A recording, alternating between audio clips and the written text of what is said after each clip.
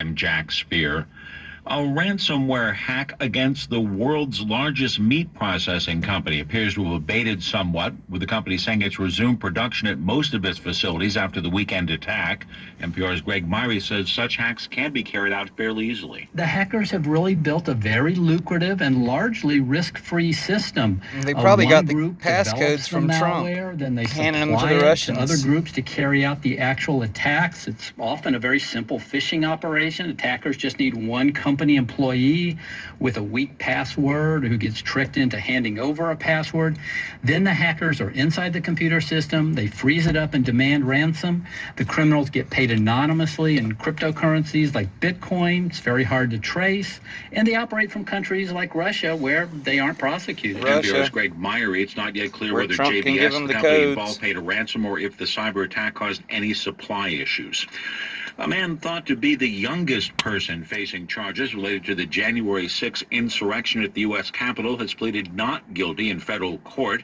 From member station WABE in Atlanta, Johnny Kaufman has more. Bruno Kua pleaded not guilty to charges ranging from obstruction of an official proceeding to assaulting, resisting, or impeding officers.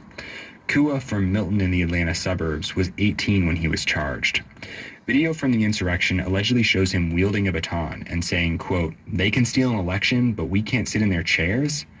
The video is also said to show Kua shoving a law enforcement officer before entering the Senate chambers. Lawyers for Kua have said he was led astray by online conspiracy theories. His travel is currently restricted to his family's property and a nearby county where his grandmother Better lives. at least blame the people For NPR News, who made I'm the Johnny conspiracy Kaufman theories in talking Atlanta. about The price Trump. of shares in the theater company AMC up 95% today. Because of that surge, the New York Stock Exchange halted trading of the stock several times. As NPR's David Gurr reports, it's one of a handful of shares investors have been pushing higher lately. AMC closed at $62.55, an all-time high. And that's something, considering it was trading at $2 a share late last year, and business hasn't been great for movie theaters. Since the beginning of the year, the stock is up 2,800%. Well, in a sense, this is GameStop all over again. Mom and pop investors are buying stock to push back against big investors who have bet against AMC and other companies like BlackBerry and Bed Bath & Beyond.